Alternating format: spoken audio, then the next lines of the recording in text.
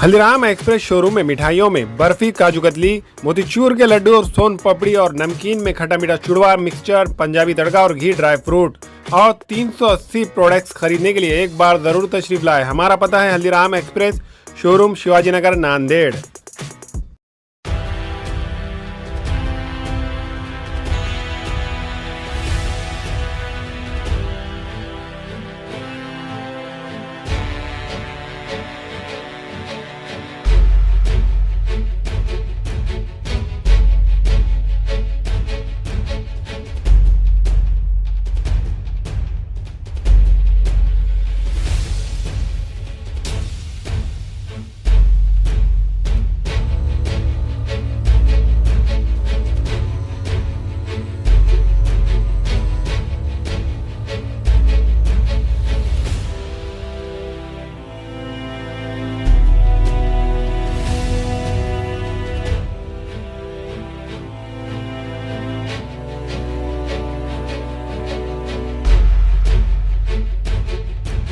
हमारे यहाँ फर्नीचर, पलंग, सिंगारदान, सोफा सेट, अलमारी, dining table, fridge, computer table और दीगर कंपनियों के फर्नीचर दस्तियाब है। एक मरतबा तशरीफ लाकर खिदमत का मौका दे। प्रोप्राइटर मौलाना शबीर साहब, deluxe furniture mall and home appliances, fruit market के सामने, माल्टेगिरी रोड, कामठा, नांदेड़।